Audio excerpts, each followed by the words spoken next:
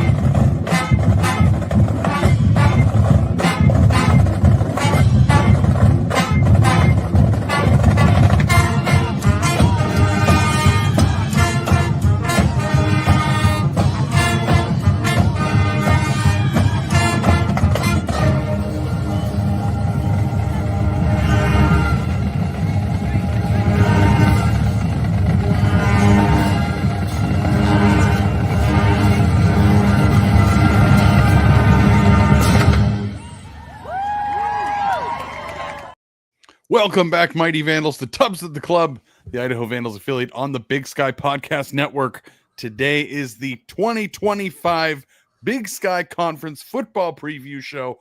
I'm your host, Dallas Hammer. Martin, what the hell just happened? Your head is floating and I don't see your body anymore. What is going on?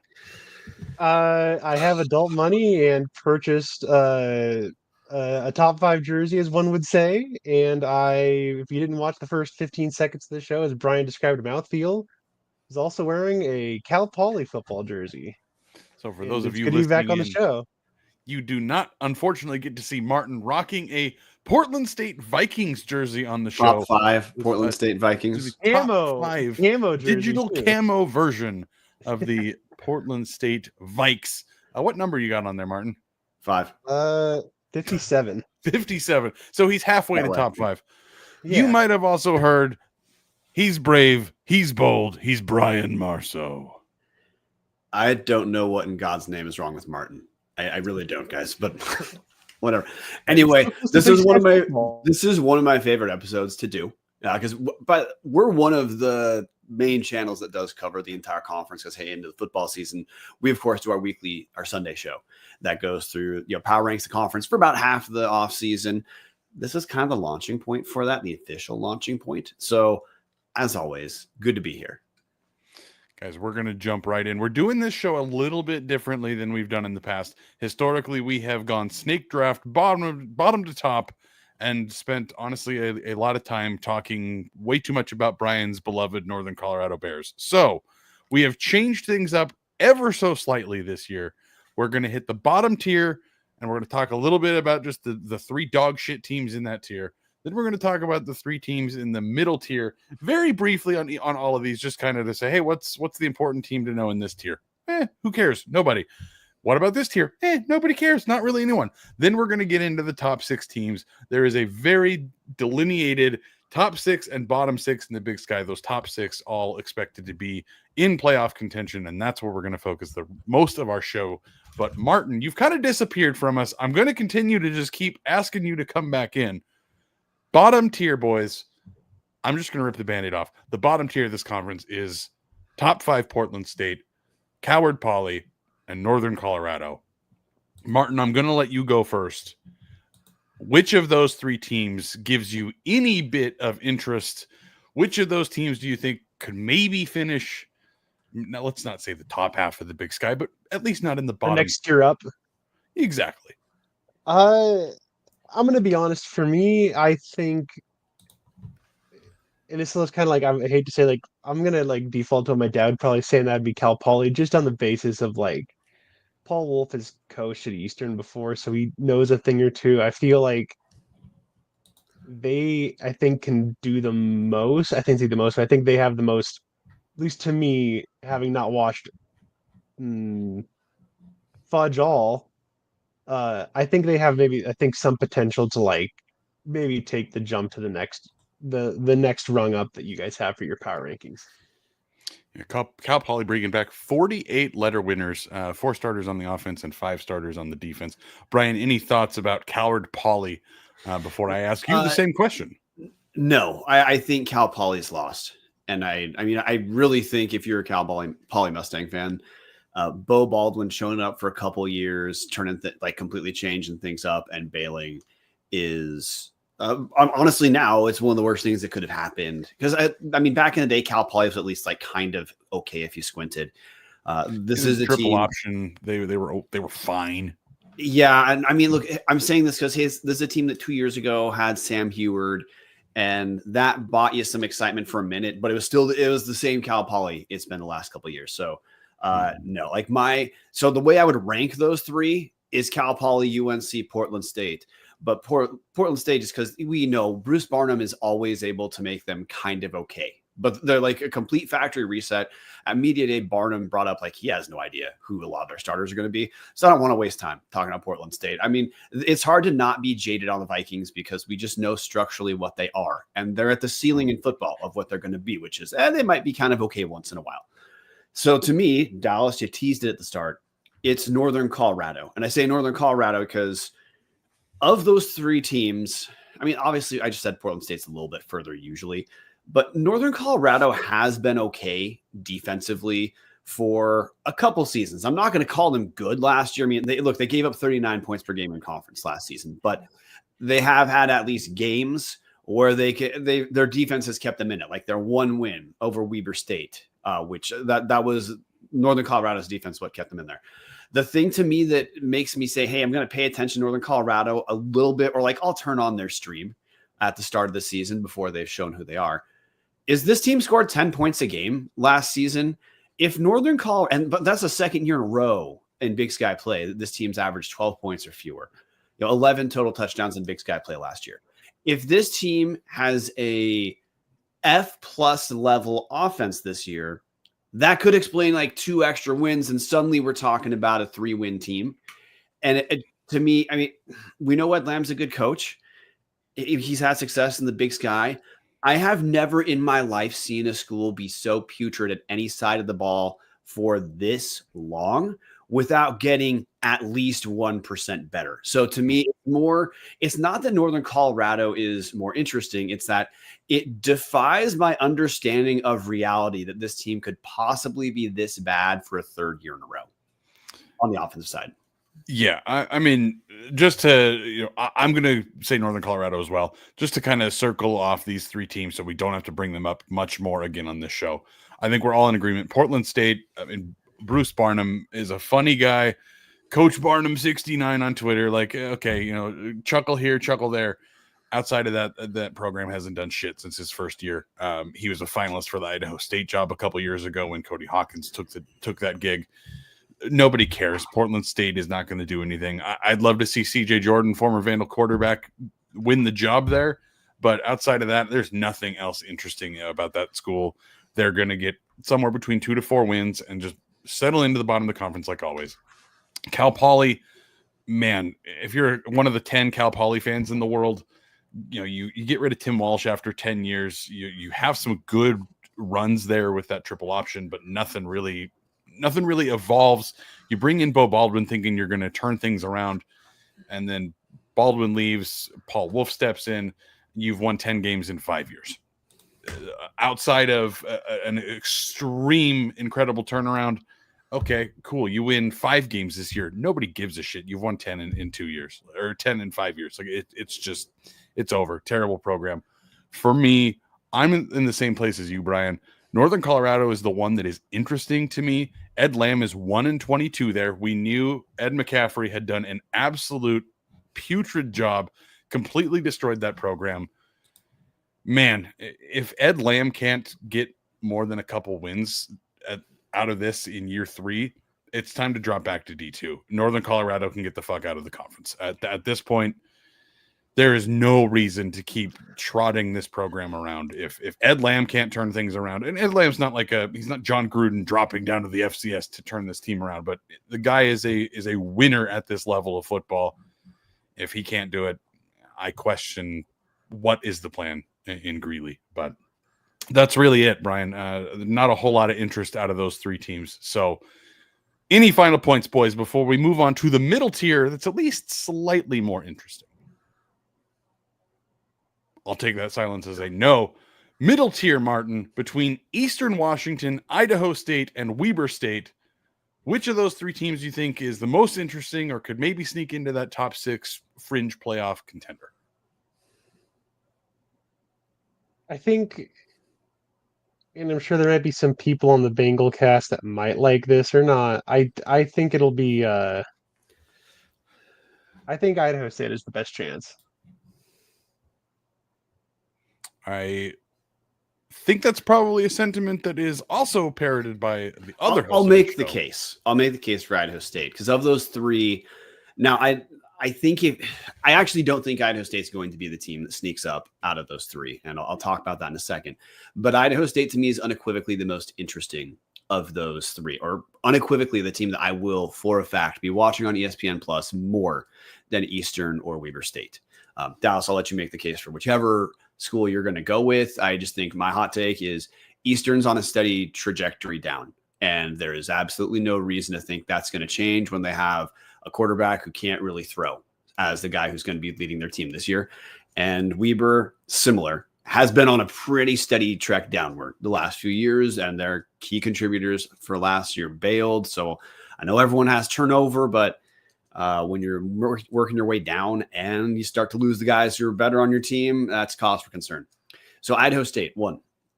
Idaho State has the most returning lettermen in the conference at 60, which to me is stability that Idaho State needed. 2, if you listen to my interview with Cody Hawkins on my Tubbs Short last week, you heard him talk about how Idaho State's their play calling was more diverse last season because their O-line was better. So they could run the ball a little bit. Now, I think Cody Hawkins he's a good coach. I'm absolutely fine saying that. And we know Idaho State's going to put up some points. But the thing that I guess is making me watch Idaho State is kind of the train wreck their schedule is, which it's a nightmare. So, hey, the Bengals went 5-7 last year, 4-7 against D1 teams. This season, Idaho State has 2 Mountain West level games at UNLV and at New Mexico. That's, of course, out of conference. They have 1 FCS out of conference. That's Southern Utah, who, by the way, that was a fringe playoff team last year. So that's not a pencil in a win for sure. Then in the conference, on the road as well. Yeah, on the road. Demerit against ISU, they play goddamn Lincoln, which means we have to reference Lincoln again on this show. But in the conference play, so we just talked about 2, maybe 3 losses on Idaho State's schedule already. In conference play, Idaho State ducks essentially no one, or they duck Sac State, but they've got Montana, Montana State, NAU, UC Davis, and Idaho, with 3 of those games, Montana State, UC Davis, and Idaho, on the road. So that's an easy to pencil in 7 to 8 losses. And if you scan through their actual schedule, if the Bengals don't pick up a win at Southern Utah, legitimately Idaho State may not have a D1 win until they've got Saturday, September 27th, Northern Colorado, and then November 8th, they get Cal Poly. So legitimately, if the Bengals can't pick up a win at Southern Utah, they've got one D1 win on their schedule between August and into November, which is just astounding. That would be just murders for the momentum, which, to close it off, if the Bengals somehow get to 6 wins, even finishing 6-6 with a Lincoln win, they need to be a fringe playoff team, because the only way they get there is if they have a few quality wins. I don't think they'll get them, but I will watch at least a little bit to see what happens. I mean, I like where your head's at with this, Brian. I also can see it going the complete opposite direction of Idaho State has 2 wins at the end of the year just because they go through, by the way, absolute murderer's row. Co-signed. Yeah. So that's where I don't find them super interesting, because that schedule is brutal enough. I don't think they're going to survive it.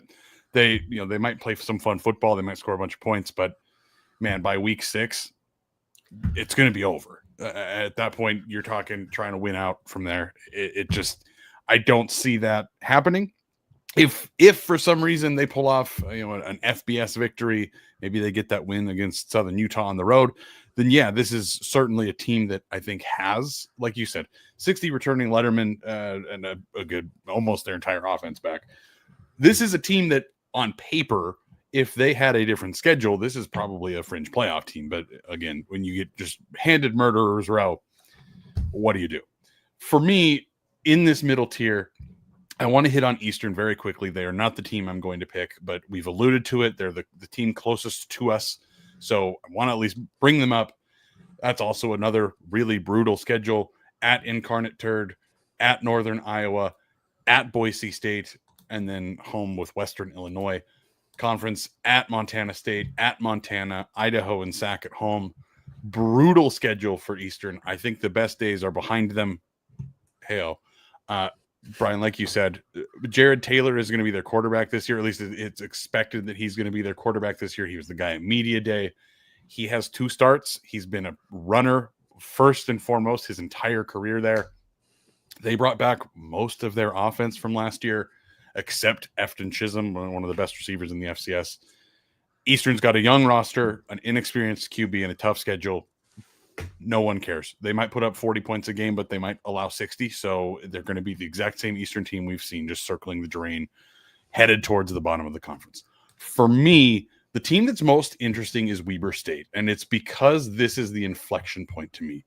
This is where either this team turns things around and Mickey Mental proves that he was the right hire and they get things back on track, or this team continues to be the same team that they were the last 2 years, extraordinarily inconsistent, and it's headed for full on reset in Weber.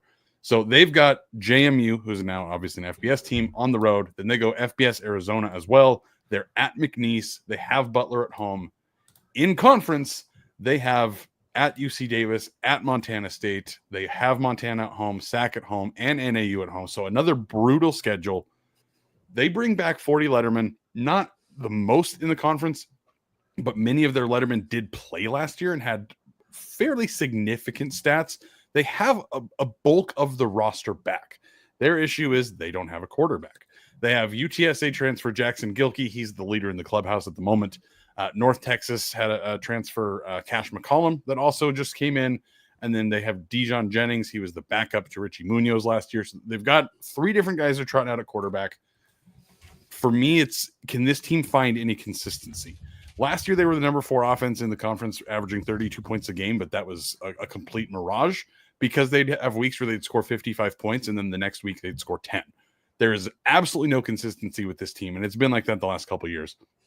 For me, if they can find some consistency, now they have a brutal schedule just like Idaho State does, but if they can find some consistency, there's at least a decent football team in here somewhere. This honestly, unfortunately for the Weber State Weekly guys, this to me feels like Mickey Mental gets replaced next year, and this is a quick rebound team because there's a pretty decent program that exists there. The problem is they just don't have that consistency. Last year, they beat Montana on the road. Huge upset. It looked like, oh man, maybe this is it. We had talked about it 2 years ago. Richie Munoz looked really, really good when he finally got the reins at Weber State. Looked like, hey, maybe 2024 is going to be their year. They're going to start moving forward. And then again, just insane amounts of inconsistency every single week. They beat Montana 55-48, and then they lost to Northern Colorado in Greeley for Northern Colorado's, they lost in Weber for Northern Colorado's only victory last year. So again, just the highest of highs and lowest of lows for Weber. I don't think that they're going to make it into the top, Brian. I think they're more likely to fall into the bottom tier. But looking at them, man, Mickey Mental was supposed to be this offensive guru. They've had, certainly, again, 55 points against Montana. They've had days where they look like they could beat anybody in the FCS offensively. And then they have weeks where they score 10 points or 6 points. So for me, I'd love to see that consistency happen. I don't know what's going to happen at quarterback. Again, Richie Munoz now at Tennessee Tech, also with Kiko Vesperis, as they're battling it out for a potential playoff QB spot there. But it feels like Weber could fall apart and reset, Brian, but that's what I'm going to be looking for the most. Is they're going to lose to Washington. They're probably going to beat Portland State. Then they've got Lamar, Northwestern State, McNeese before they trot into Montana. I'm looking at last year's. They're going to lose to James Madison in Arizona immediately. They're probably going to lose to McNeese on the road. Let's say they beat Butler. They're 1-3 going into conference play. They've got a brutal schedule, but it at least is a little bit more favorable to them than Idaho State's is. Gentlemen, any thoughts on our discussions of the middle tier before we move on to the 6 teams people actually give a shit about? Let's go to the snake draft, man. Beautiful. Before we get to the snake draft, if you are looking for a great all-inclusive week-long vacation, don't look past your backyard. Hughes River Expeditions has been vandal-owned and operated since 1976, and they're ready to take you on the vacation of a lifetime. Enjoy a multi-day trip down the Middle Fork of the Salmon, the main Salmon River of no return, the Salmon River Canyons, or even the Selway. And guys, you missed the boat on this one, but you could check out trips like one to see the Perseid meteor shower, which is going to be exploding tonight. If you're listening to this on podcast services, you've already missed it. The Perseid meteor shower could have up to 150 meteors per hour tonight. And if you had called HRE a couple months ago, you might be having the best view in the entire world to see it. However, you might have missed this one. Don't miss the next one. You could, again, go see the Perseid meteor shower. You can camp on pristine beaches, run amazing whitewater, hike scenic trails, spot wildlife, again, hang out in some beautiful natural hot springs, and fish the most remote stretches of river in the entire United States. Just bring your clothes, and HRE is going to handle the rest. Grab a paddle, catch dinner, and ride the bull all throughout the Gem State. Call them now at 406-540-4450 or check them out at hughesriver.com. Gentlemen, it is time. The Ridiculous Six is what we're going to call this because everybody knows that's Adam Sandler's greatest movie. Anyways, gentlemen, Martin, you're disappeared. I want you in here. You're going to pick team number 6. Now, as a preface to listeners, if we're talking about 6 teams left in the Big Sky to pick, all of these teams are theoretically in the playoff picture. And if you happen to look at other pages, other websites that preview the Big Sky, someone somewhere has picked all of these 6 teams in different permutations to make the playoffs. So the very first team we're picking is a team that we're saying they're not making the playoffs. So with that said, one last preface here. All 6 of these teams are ranked in the Stats Perform Top 25. I think I have it down to 2, and I think the one that I'm going to go with is probably Sac State. I think they'll make some noise. They'll probably have a catchy win here and there, but I don't think they're going to be able to put it all together and make it to the FCS playoffs. Yes, they have a lot, like I said, they have a lot of flashy names, but I think I think the other teams will do a better job at putting things together and being above them. So Dallas, you are more plugged into FBS football than me. Yes. And hey, listeners know we don't fret about the rankings. We're mostly here to talk about the teams. Martin says Sac State does not make the playoffs. I'm sure you feel differently, but Dallas, you've got more of a FBS background. I want you to make the case for or against Sac State. Yeah, so I'm going to do some data dump here of Sac State just to give everybody an idea of what has happened in the last 9 months for Ball Sac State. Last year they go 3-9. Their only conference win is Weber State. Andy Thompson, head coach there, leaves for Stanford, which is going to be one of the worst decisions he's probably made in his life because he's only going to have that job for about a year. And Stanford obviously cleaning house after the Troy Taylor incidents. Again, this team was dog shit last year. 10th offense in the Big Sky, 11th defense, the complete cratering of Sac State. Well, now in comes Brennan Marion. For anybody FCS heavy that's listening to this, Brennan Marion, famous for being the William & Mary offensive coordinator, where he started developing the go-go offense, and now brings the go-go offense to Sacramento State as the very first time he's been a head coach at really any level. For anybody who doesn't know what the go-go offense is, it is a, how do you best describe this? It is a tempo shotgun triple option offense. And yes, it is as chaotic as you would expect that to sound. So it's like the reverse Mike Leach offense in a way. Instead of air raid, it's like a running, like a very much so, Martin. Chip Kelly-esque kind of offense from that 2010 Oregon-ish. You're getting close. It's very similar to that. They do try to strike a balance pretty heavily or pretty evenly between passing and running the ball. They do throw it a little bit more just because it's the 2020s. Like that's what football is now. But they use very heavy 12 personnel. They also very heavily use 21 personnel. And have invented what's called the sidecar formation, where both of the running backs line up on the same side of the line. So looks very different. If you watched any bit of UNLV over the last 2 years, that was an absolute moribund program, like dead in the water. And in comes Brennan Marion. Barry Odom's the head coach there. He's a defensive guy. Their defense has been was shit the last 2 years. Brennan Marion comes in. They score a ton of points. They bring in Matthew Sluka from wherever he was in the FCS. I don't remember now. It's been a couple years. He comes in. He plays 3-4 games, ends up getting some sort of NIL fuckery, decides he's going to redshirt, not play anymore. Their backup quarterback, Haj Malik Williams, comes in. The offense does not hesitate. Just keeps on going, keeps scoring 40, 50 points a game. That is the reason for Sac State's potential. That is the reason why Sac State is number 15 in the FCS stats poll, because they have brought down a coach from the FBS that is expected to succeed very quickly and move out of Sacramento pretty quick. Unless, again, they're FBS. If they move to the FBS, he'll probably go with them. Sac State, from a roster standpoint, returns 32 lettermen. They have 72 newcomers on this team. They have brought back 3 offensive linemen that started last year and 1 defensive lineman, as well as 1 cornerback. Entirely new group of players here. They have a bunch of transfers at running back, multiple transfer quarterbacks, 4 or 5 new pass catchers just in the receiver room, essentially brand new tight end room. This is a completely different roster and team than we saw last year. Jaden Rashada is the quarterback.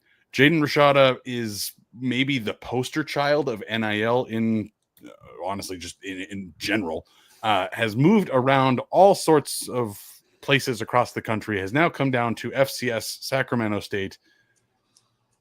Is he going to be Sam Heward, Brian? Is he going to actually drop down and be a big name that makes things happen? Is he even going to win the job? These are all things we don't know, but the overall sentiment here towards Ball Sac State at the moment is, wow, they crushed their coaching hire, and that's the expectation of why this team is going to turn it around and be in the top half of the league. Yeah, you brought up, and hey, Matthew Sluka was a Holy Cross quarterback before he transferred out. So you brought up the quarterback position. look, the backup, the theoretical backup, I guess, Cardell Williams, he was a starter at Tulsa a couple years ago. So Brendan Marion, this is not this is not a Northern Colorado McCaffrey or Ed McCaffrey kind of turnaround. A lot of the transfers, not all, a lot of the transfers Marion got, they're guys who played at their other schools. I mean, Savion Red, running back, transfers from Nevada. He rushed for right around 600 yards last season. Another running back, Rodney Hammond Jr., transfers in from Pittsburgh. 2 seasons ago, he rushed for 547 yards. That was his third season there. He'd been a pretty steady contributor as a non-starter, but regular guy in the rotation as far as getting the ball. So I think that Brian, you haven't even mentioned the number one running back they brought in. Jamar Curtis is on the Walter Payton watch list. He was the Patriot League Player of the Year last year with 1,100 yards and 19 touchdowns. Yeah, so Sac State has talent. They've got depth. The case against Sac to me is essentially saying, now what I think some people are jaded on Sac State mostly because of the president. But I think the case against Sacramento State, if you're not jaded, is this is a team that this isn't like Idaho, where Idaho, loses some guys, but there's some continuity with head coach and with a lot of the guys here. Virtually the overwhelming majority of contributors at Sac State this year will not have been on the roster in 2024. So the case against them is, hey, this team has to gel really fast, and their task is different than it is for other schools in the Big Sky. And, look at their OOC. You can pencil in 2 wins almost effortlessly with Mercyhurst and Central Arkansas, but Sac State gets no time to get themselves ready for gelling, because they start with South Dakota State, then have Nevada right after that. So I don't know, like maybe the case is if this team picks up a couple losses with maybe no cohesive identity, does that mean they kind of face plant throughout the rest of the season? Mm-hmm. I don't think this team is going to finish 6, but they do have a pretty damn big challenge ahead of them as far as getting together. And I mean, the other thing about Sac State, I talked about their OOC schedule, but you talk about their conference schedule. They actually do get a little help here because Sac State does not play NAU and they don't play Montana State. They have 3 of the better teams in the Big Sky. They play Montana, Idaho, and Davis. Otherwise, the rest of their schedule are teams that we kind of dismissed without much thought here. So some schedule stuff helps Sac State out. But I think of Sac State as probably the team they're going to be maybe the most up and down. If this team can gel, they're going to be good. And the ups of this team, like when things are clicking, even if they are inconsistent and they're at that fringe playoff level, like Martin just projected, their highs are going to be pretty damn high. And they're probably good. They might be a team you say, hey, they can beat absolutely anybody, but they can also trip on their dicks and lose a few games to teams they shouldn't. That's exactly what is going to happen here is, as Kevin Marshall in the comment section, Central Arkansas is no pushover. If we're picking wins and losses today, Brian, they're going to lose on the road in Brookings. They're going to lose to Nevada. Jeff Choate's probably going to have that team in a stronger spot this year. Realistically, they beat Mercyhurst at home. Central Arkansas at home, I'm going to give it to them. Then you're talking Cal Poly's coming in. So those 3 straight home games, you're going into the bye. You could be 3-2. And then outside of that, you got to pick out 4 wins against Weber State, Northern Colorado, Eastern Washington, and Portland State. And then you're at 7, and who knows what's going to happen against Montana, Idaho, UC Davis. But on paper, if this team can perform to what they should, this is definitely a team that's going to be in playoff contention come the Causeway Classic on November 22nd. Again, like you said, Brian, this team could also just not gel, and this could sputter out to 3-4 wins, and we could look really stupid here in 3-4 months. However, I don't think that's the case. I think this team does end up making the playoffs. I am also I'm a big believer in Brendan Marion and the Go-Go. But 5th team, Brian. I'm going to go with Northern Arizona. That's who I would have picked at number 6. And I'm just going to lead off with my case against NAU being easily in the playoffs, even though, hey, Brian Wright did a great job last season, is, man, the scheduling gods gifted NAU a ton of wins in 2024. The Northern Arizona, not only did they not beat a single team that finished over 500, they pretty much got their asses kicked against every team that finished over 500 last season. And hey, some of those were teams like, hey, you play Montana State last season. Well, yeah, you're going to get your ass kicked. That's how it works. But like, this is a team that just squeaked into the playoffs and then got shut out at Abilene Christian 24-0. Their most impressive win was Sacramento State in September, back before people realized Sac State was going to pick up a single Big Sky Conference win. So I just want to bring up that the turnaround, which in a material sense was real for Northern Arizona, was they had a lot of breaks in 2024. And this team also only has 28 returning lettermen from that team. Now, part of that is not shocking. We've seen this at Idaho. As a coach is there longer, they need to get more of their guys in. And after a stable first year, it's not shocking for a handful of people to be shown the door. But that's why I'm not as high on NAU. Now, the case for NAU is they've got 3 FCS out of conference games, and their conference schedule, again, the scheduling gods smile upon them. They have Montana State, Davis, and Idaho. They do not have Sac State. They do not have Montana on their schedule. So if this team can pick up 2 out of conference wins, they just need to be able to beat 1 out of Montana State, Davis, and Idaho to essentially be in line to finish at the same level they did last year. Having the 2024 only returning quarterback from 2024 that matters, Ty Pennington, who was a very good player last season, come back helps. And though NAU had a garbage schedule, they sneakily were the second or third best defense. They're second best defense in terms of like points allowed in Big Sky play last year at 17 points per game. So it's certainly not a talent-free team, but I think this is a team a lot of people kind of dark horse as, hey, they'll take their next step this year.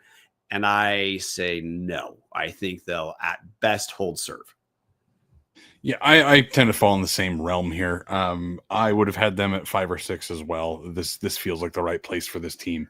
Like you said, Brian, Ty Pennington, top returning quarterback in the conference. That should mean something. This is going to be his 3rd year starting with Brian Wright. I think 4th year as one of his players. So a good amount of continuity there between your quarterback and your head coach. But now this year, you're not going to catch teams by surprise because you did make the playoffs. So teams are going to have a little bit more understanding, like, hey, that's a decent football squad over there. Not that you look down on your opponents, but again, it's a little bit different when you know Chris Ball's NAU team is just not going to do much compared to, hey, shit, this team made the playoffs last year. The issues for me, Brian, it is entirely a new group of offensive playmakers. Ty Pennington is essentially throwing 2 completely new guys. Again, that's going to help a ton when the quarterback has been around with this coach and in this system for quite a while. But I mean, new guys, it's going to take time to gel. But like you said, on the other foot of that, and they got another pretty easy schedule here. Most of their returners are on that defense that did allow 17 points a game last year, again, against an easier schedule, but it's an easy schedule again this year. And then you bring back the top quarterback in the conference. He might not be the top quarterback in the conference by the end of the year, and I don't think he will be. But on paper, on August 12th, you got an easy schedule. You return the top quarterback in the conference, and a lot of your defensive coordinator or a lot of your defensive talents came back. This is probably going to be a fringe playoff team. I mean, worst case scenario for them feels like 5-6 wins going into the final weeks of the season and needing a little bit of luck to get in. Best case scenario, they do take that step forward and they're a clear top 4 team getting into the playoffs. But this is where shit gets fun, Brian. Like 2 years ago, we were talking about who cares about NAU. That this program is stuck in neutral, not going anywhere. They bring in a new coach and immediately make the playoffs, and now here they are, top half of the conference. So 2 more points for NAU, which I think are points against them. 1, Ty Pennington last season accounted for 20 touchdowns and 2 picks, 13 through the air, 7 on the ground. It's really hard to be a starting quarterback on a good team where you're getting lots of reps and repeat throwing 2 picks the entire year. Hot take. He's going to throw more than 2.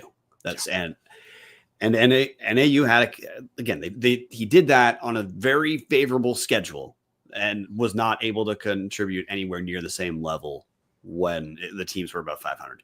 Yep. Second, Martin has it up on screen right now. So if you're a listener, you're going to miss the image, but the NAU has a perfect before and after schedule based off their bye week, which is say this team of 28 returning letter winners, they are just like Sac State. They have to hit the ground running right away. Yeah, they open up FBS, ASU, but after that, and they do get a week 2, Utah Tech, soon to be in the Big Sky. Utah Tech's been terrible. That's a purchased win.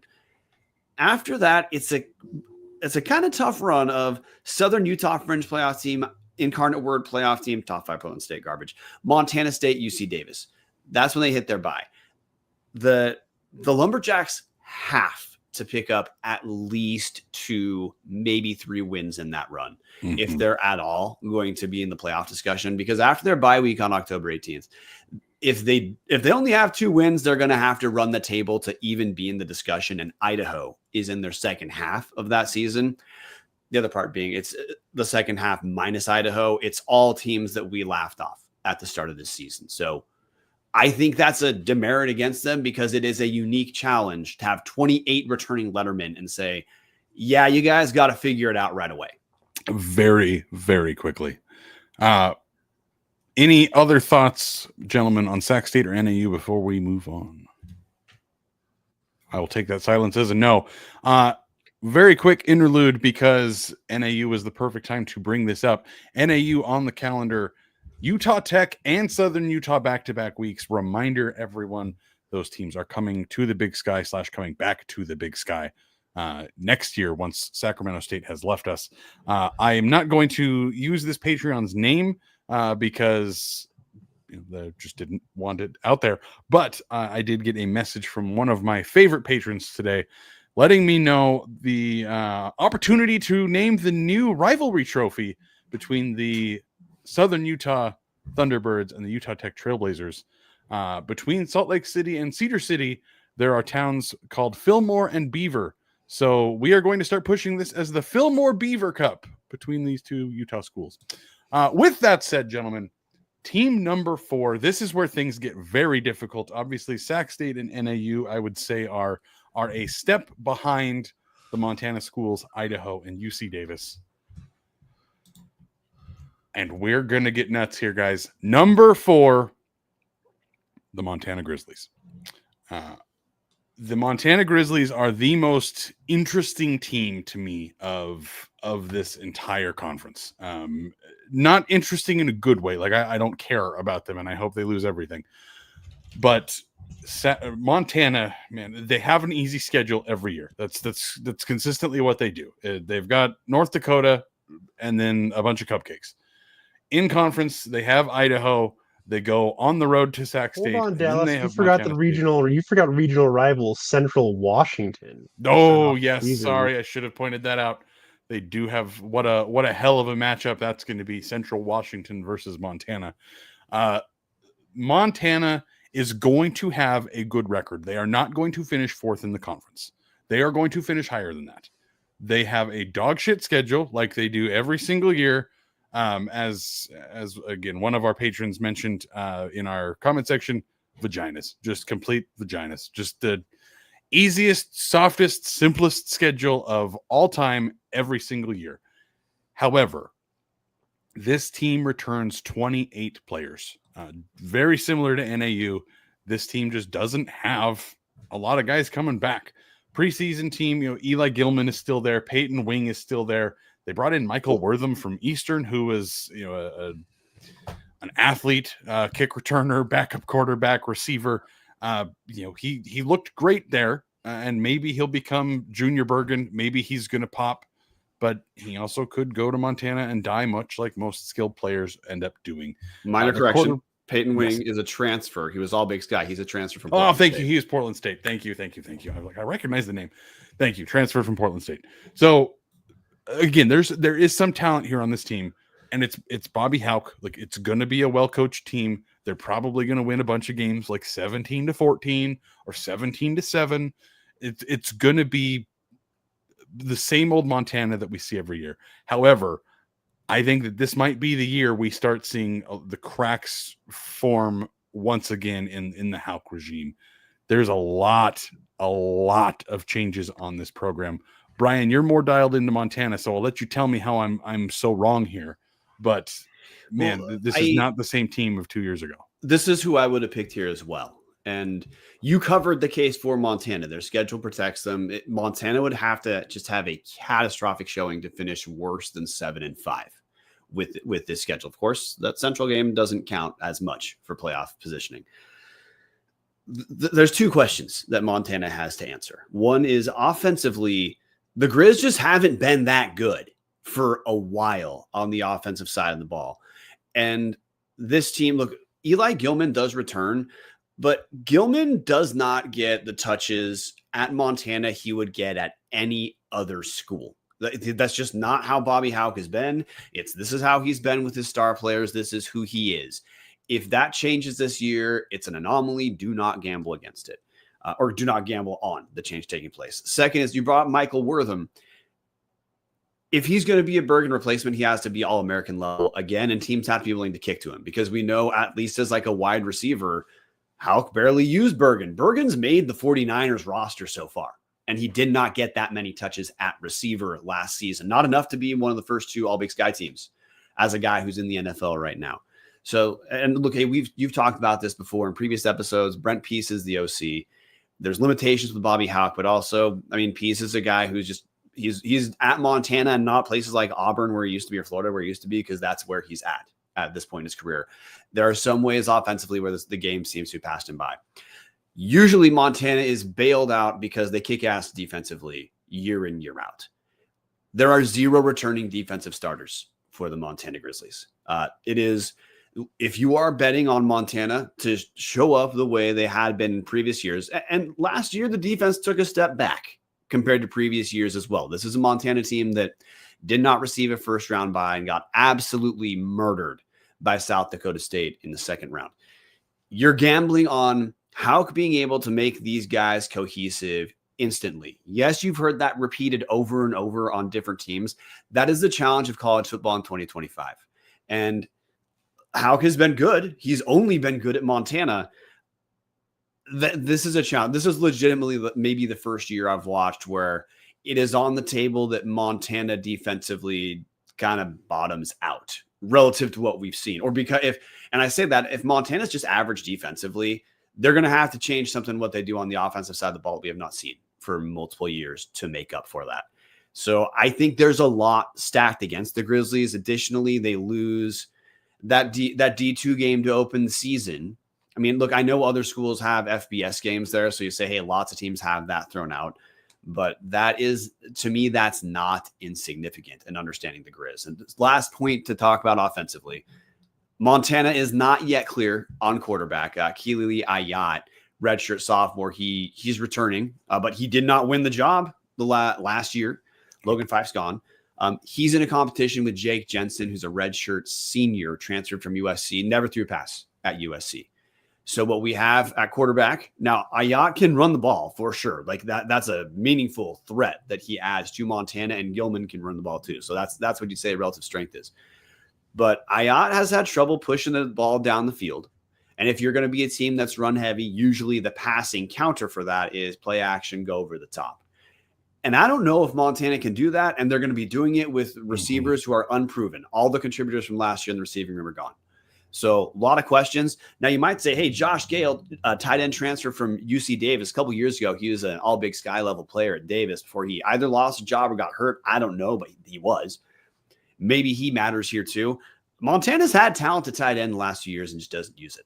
So I think weirdly, in spite of the continuity of Houck, I think Montana legitimately has the most questions to answer of any top 6 teams, counting Sacramento State heading into this season. Yeah. For anybody that is just listening to us, you should really be here in the YouTube. Ron Lowney is absolutely having a field day in the comment section right now, as we have picked the Grizz to be the bottom of these top 4 teams. Kevin Marshall in the comment section pointing out 8 home games. Brian, that's why, again, I think it's, if you had to tell me pick one team in this conference that's going to make the playoffs, I would pick Montana. I would pick Montana over the 3 teams that are left to pick in our snake draft, only because that schedule is going to do them so many favors. But when it comes time to when the rubber meets the road, this team might not have it. But even with that, what you brought up, Dallas, for them to capitalize on those 8 in a meaningful way, they're going to have to beat at probably 2 out of 3 North Dakota, Idaho, Montana State for those home games to push them into where Montana fans expect them to be, or where preseason rankings would expect them to be. So I think 4. Well, I mean, I might have gone with them at 5. I think 4 or 5 is fine for Montana. That means you are absolutely not gambling on this team skipping the first round. They're maybe hosting a first round game. That to me sounds about right, but the floor is legitimately maybe they don't quite make playoffs. Yeah, honestly, I would be shocked if a Bobby Houck team ends up near that floor. I would love to see it, but yeah, different times for the Grizz this year. Brian Martin, you are hiding in the shadows. We are down to the final 3 teams. You're on the clock.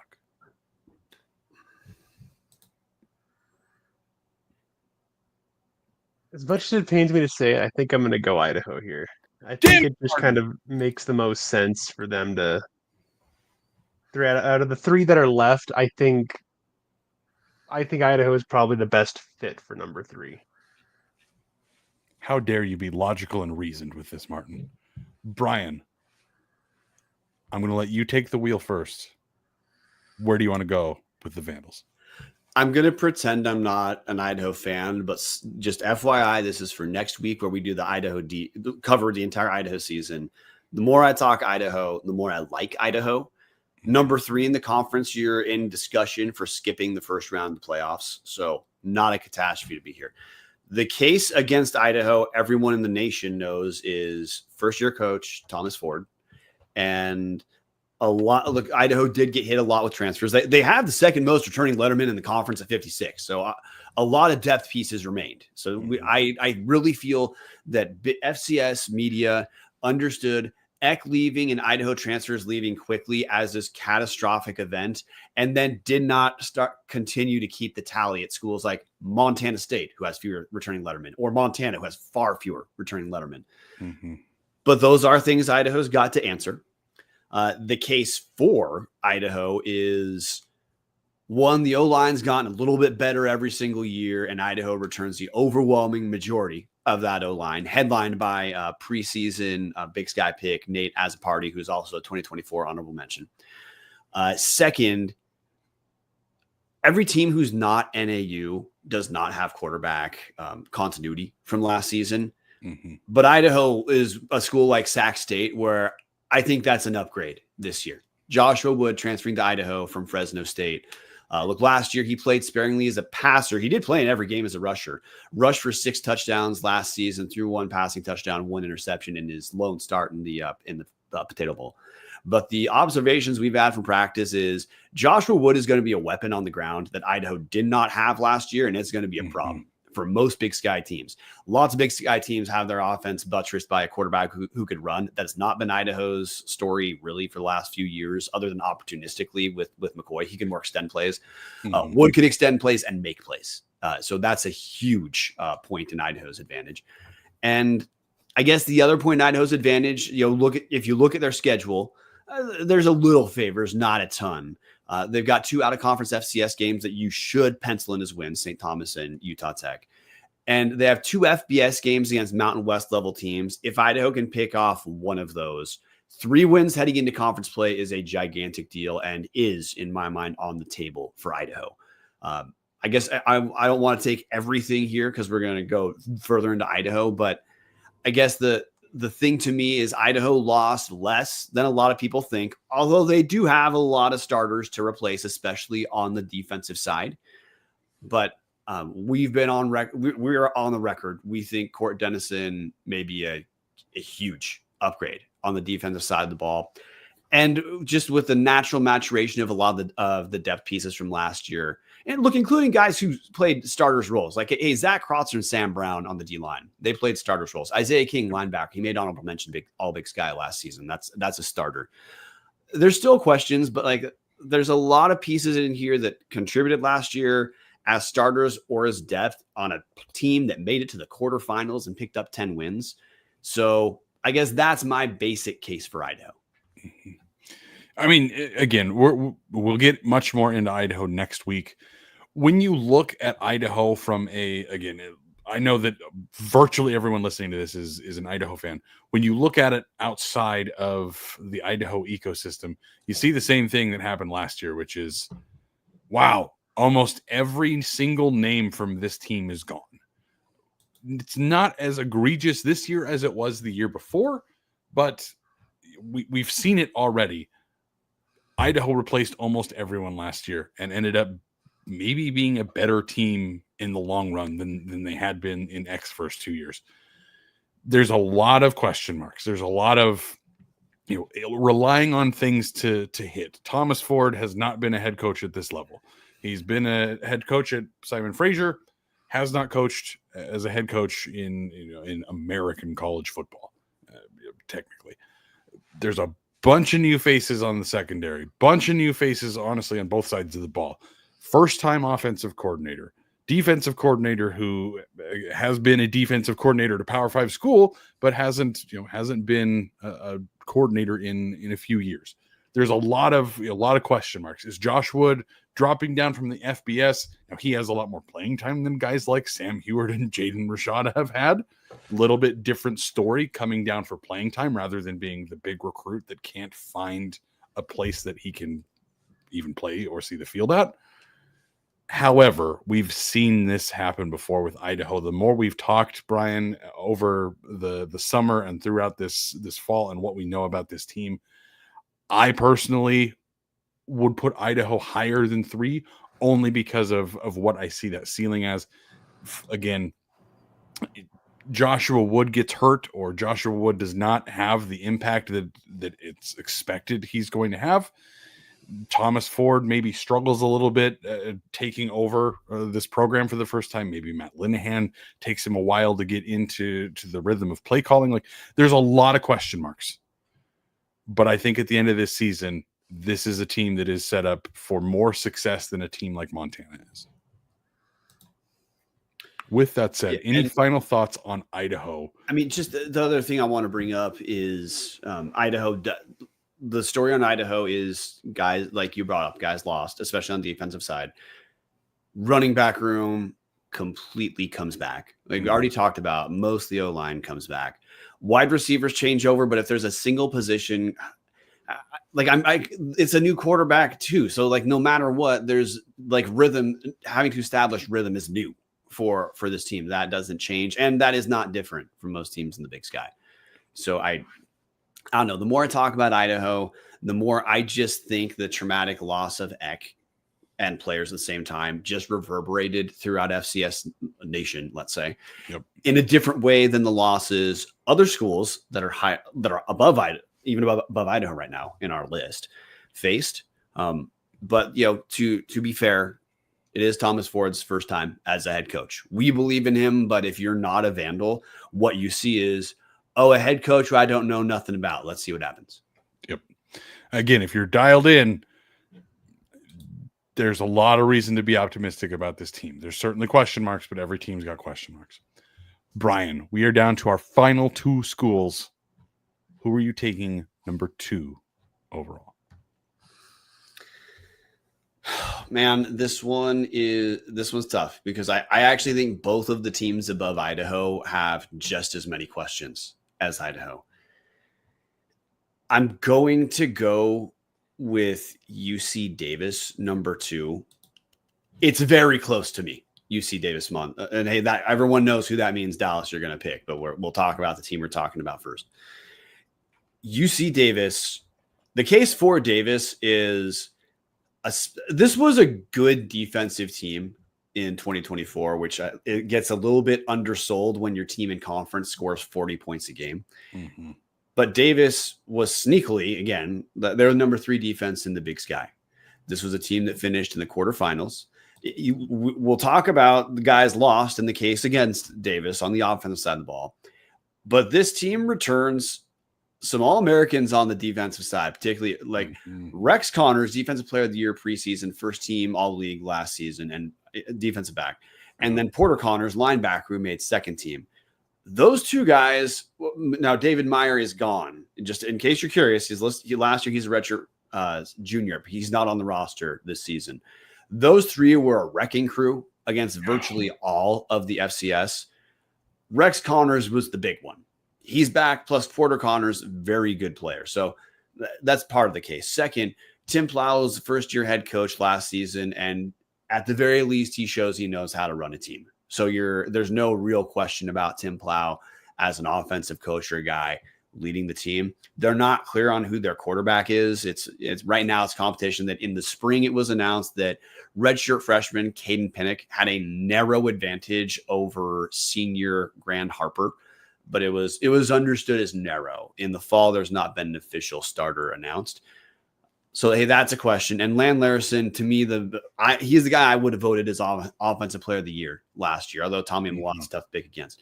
Land Larison's currently looking like he's going to make it on the New England Patriots, and there's no obvious replacement for the type of production across all facets of the game that Larison was able to do last season.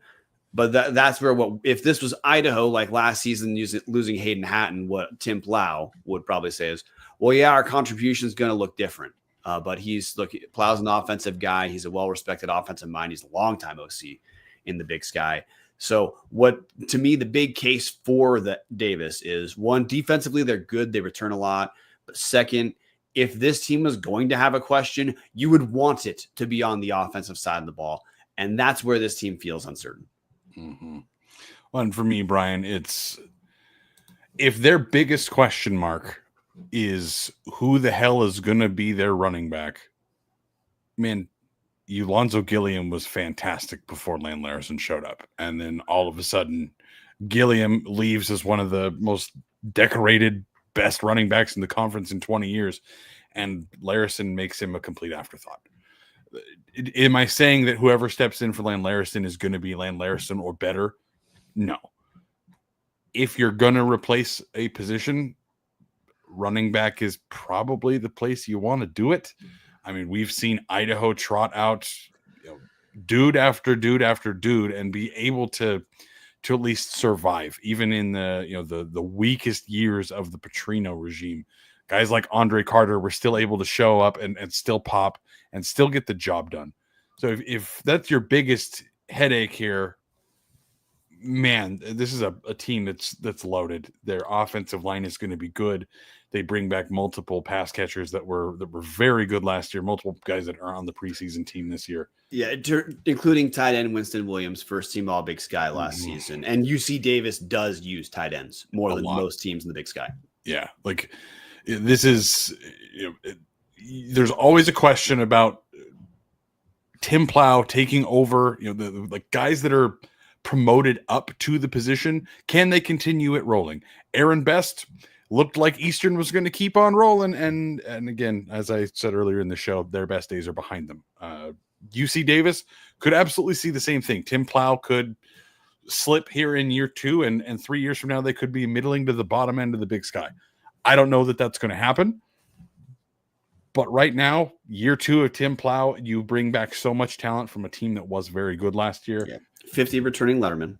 Yeah, this is, so not the highest, but among the highest in the conference. Yeah. As Ron Lowney says, the entire line is coming back. Like, This is, if you're going to have continuity, if your offensive line, like that's part of our reason for why we think Idaho is going to succeed, is so much of those guys came back. So many of the starters have a bunch of reps, and UC Davis is bringing back a ton of those guys on that line. So this makes sense, Brian. This was probably who I would have picked number 1. But I also understand, man, when you're the king, somebody's got to beat you to take that crown. And I got to bring up the schedule for Davis too, because the scheduling gods did favor Davis in my mind. Now, Davis opens up week 0. They host number 11 Mercer. So that, hey, they do have to win immediately. But Davis has 3 FCS games. They're out of conference. If they can pick up 2 of those, which Utah Tech and Southern Utah on paper, you would call wins for Davis, especially with Southern Utah, the tougher one being at home. After that, Davis, they get a very favorable start to the Big Sky schedule of Weber, Cal Poly, Northern Colorado, Idaho State. It is not until the final 3 games. NAU has slipped in there as well, by the way. Yeah, NAU. Okay. You want to say NAU's tough? Sure, they're at home, and I've been on record. NAU has done nothing under Brian Wright against teams that don't suck. Yep. So Davis is set up to steamroll into having no big challenges after really Mercer, because I'm just writing off Big Ten Washington in their out of conference, having no real challenges until final 3 games at Idaho, at Montana State, hosting Sacramento State. Yeah. So if they can cruise into those final 3 with 8 wins, they need to pick up 1 win out of those final 3 to essentially be locked into the playoffs and in the discussion for a bye. As Crewhead76 says in the comments, schedule is loaded on the back end. I mean, that is murderer's row right there. But it's after a huge favor. It's after, again, they could be undefeated in the Big Sky. They should be undefeated in the Big Sky going into the Vandal game in the Kibbe Dome November 8th. Which means 5 wins at that point. Which would put 5-3 as their floor, likely, in the Big Sky. Yeah, which is pretty impressive. And to then, you go on the road to the Kibbe Dome, on the road to Bozeman, and then back at home for the rivalry game, the Causeway Classic. That is a brutal final 3 weeks. However, the 7 weeks in front of that are 2 bye weeks and cupcakes, minus NAU, who could be good, could be mediocre, could be... who knows? But that is their competition, and then Weber State, Cal Poly, NOCO, and Idaho State all likely falling somewhere below that. Man, they certainly got more of a favorable schedule than most of the schools in this conference, and it would not shock me to see them at number 1 in the end of the year, just based off of the fact that, man, they did get a pretty decent pull here on the schedule. But Brian Martin, any final thoughts on any of the teams we've discussed before we hit Tubs at the Club's 2025 Big Sky Conference Preview number 1 overall team? No, Dallas, I'll let you start with Montana State. Whoa, spoiler alert, Brian. Jesus, man. All right, guys. Well, Brian buried any of the suspense I had here. So number 1, Montana State, for those of you who know how to count, which is probably not any of our listeners from Montana. We have now gone through all 12 teams. Final team left, number 1, Montana State. Man, you come at the king and you best not miss. That's really the argument you make here. Out of conference, they have South Dakota State. That's brutal. They have FBS Oregon. Time will tell if they hold Oregon to as close of a matchup as Idaho did last year. Outside of that, you've got cupcakes, San Diego, and Mercyhurst. And then you go right into Eastern Washington, NAU, Idaho State, Cal Poly, Northern Colorado, and Weber State. Finishing the year with UC Davis and Montana. I would argue they have the best schedule pull of anybody in the conference, as they only see UC Davis and Montana from our top, realistically, 5 in the conference. I guess NAU was who we had in at 5, but you have NAU that's a tier below the 4 teams that are far and away the 4 expected contenders for this conference. I mean, they bring back 43 lettermen. So yes, they had an insane amount of talent leave. Tommy Malot's gone. They lost Brody Grebe as well. Marcus Ware's gone. Connor Moore's gone. Like, they lost a bunch of guys. But this is a team that year in and year out has been so good. There is nothing yet to scream to me to say this isn't gonna work. Tommy Malott, as many people don't remember this, Tommy Malott couldn't throw the ball before his last couple of years of college. Didn't matter. They still won a bunch of games. He still performed extremely well, and then obviously ended up growing into the Walter Payton winner last year, Justice for Len Larson. But you look at the preseason team, they bring back Adam Jones, who's the offensive player of the year in the preseason. He was honorable mention last year, and honestly, behind Scott Ray Montgomery, he was absolutely the best running back, I thought, on that team.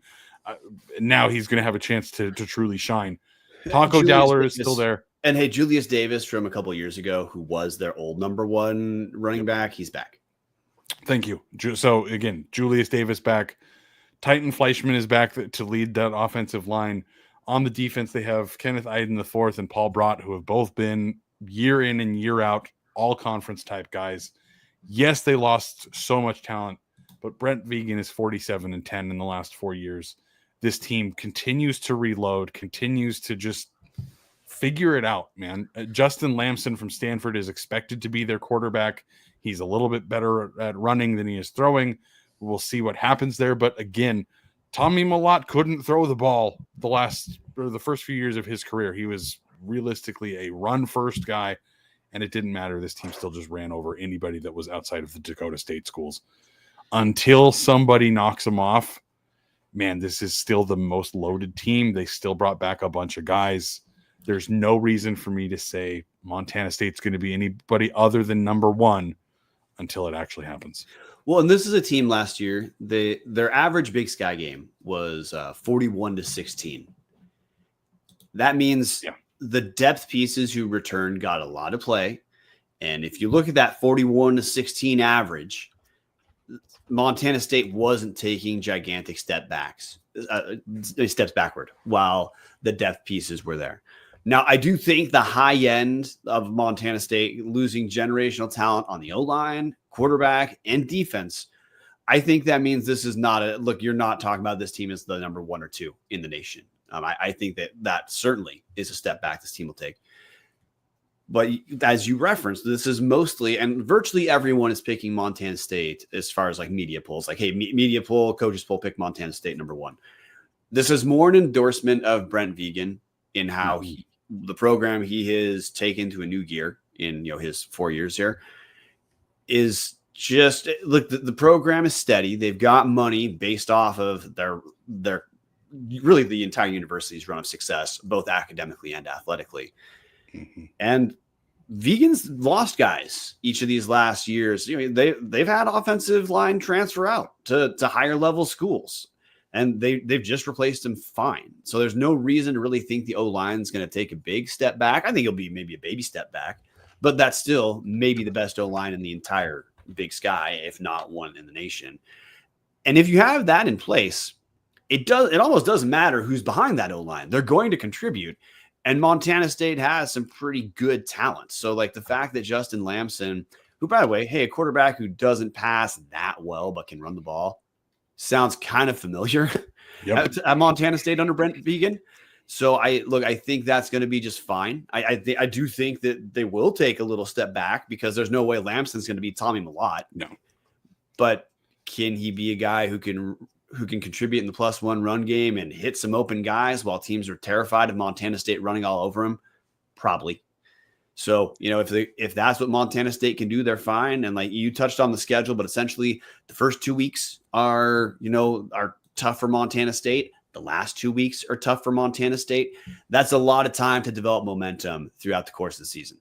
Between sandwiched, you have 8 games sandwiched in between the first 2 and the last 2 being tougher. That's a lot of time to make things gel. It's a lot of time to figure those types of things out. And again, as Kevin Marshall called me out in the comment section, like Tommy had a good arm. Like he threw some nice balls. I don't want to discredit that, but man, I just pulled up Tommy Mellott's stats. 2022, he had 210 attempts and 170 rushes. Now, obviously sack numbers go into that, but 2023, 119 throws, 85 rushes. Now he was injured and that was a weird year because they lost 4 games and then they had that awful playoff collapse. Very different stuff. Ron Lowney in the comment section saying you may see different quarterbacks from weeks 1 and 2. Like, Montana State has been a successful top tier FCS program without Tommy Mellott throwing 31 touchdowns and 2 interceptions last year. There is a precedent here. Losing Tommy Mellott is not going to destroy this team. Losing the talent that they did on the lines and the defense, it's not going to destroy this team. Again, Ron Lowney might have a little bit of bias in the comment section, but says that this is supposed to be the best lines that they've ever had, according to their coach. So if their offensive and defensive lines have only gotten better with another year of Vegan going into year 5 now for Vegan, well, I guess, first year of his true freshmen are fully through the program now. Man, I don't have a lot of reasons to pick against this team. And Brian has to leave pretty quick. I wonder who wrote that. Probably Brian. So, hey, support the show. Patreon.com/Tubs at the Club. Later this week or early next week, I'm going to publish a Tubbs short talking about some news related to Idaho and Boise State. That I'm going to keep doing the Tubbs shorts to hit stuff that we just cannot fit into the main show. So you'll see that at some point next week. Support the show. We're at the time of the year where the Discord is beginning to really ramp up. So if you want to talk Idaho sports, get in our Discord. It is bar none the best place online to talk Idaho football. Ryan, if they wanted to join, what link should they go to? Patreon.com/Tubs at the Club. Can cost less than a cup of coffee a month.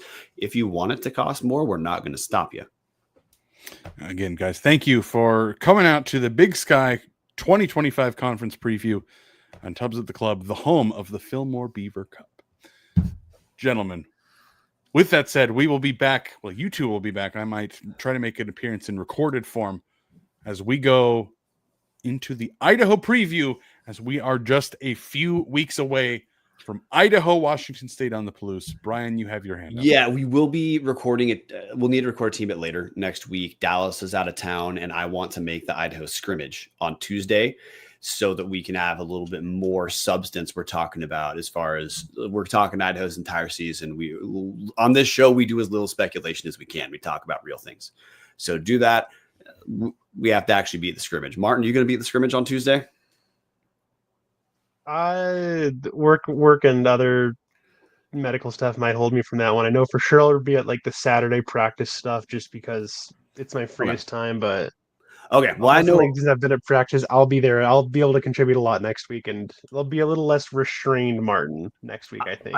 I for sure will be at the practice, and we currently have Trevor Junt from the Lewiston Tribune coming to talk about Idaho's upcoming season. Other guys other than Martin, who are not, of course, on the team, Junt's probably the guy who spends the most time at practice. So we're bringing in heavy hitters to go as deep into Idaho football as we can next week. We'll see you then. Of course, it'll be on a day that's not Tuesday. Go Vandals. Go Vandals. Go Vandals. This is producer Brian doing a terrible job of even finding what we're going to play us out with. So we're just going to call it good. See you guys Tuesday.